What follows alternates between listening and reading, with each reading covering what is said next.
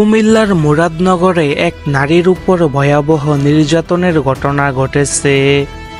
তাকে ধর্ষণ, মারধর এবং বিবস্ত্র করে ভিডিও ছড়িয়ে দেওয়া হয়।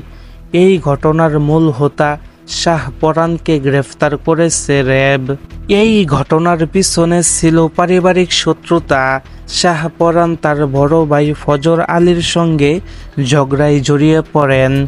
এক পর্যায়ে সালিশে বড় ভাই তাকে সবার সামনে চড়-থাপ্পড় মারেন।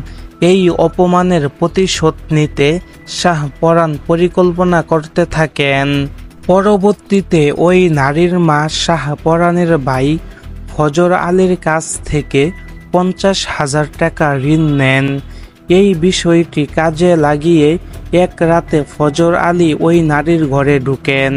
ওই দিন সন্ধ্যায় মেয়েটির বাবা মা বাড়িতে ছিলেন না।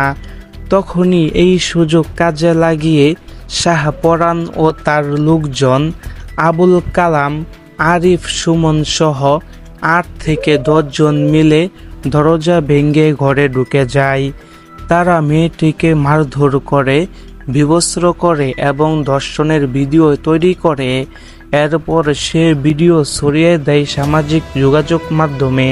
ঘটনার পর সবাই পালিয়ে যায়, কিন্তু র্যাব তথ্য প্রযুক্তির মাধ্যমে শাহপরানকে খুঁজে বের করে গ্রেফতার করে।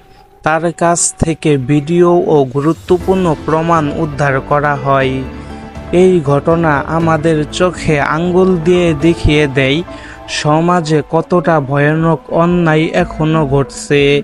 আমাদের সবার উচিত এমন অপরাধের বিরুদ্ধে একসঙ্গে দাঁড়ানো।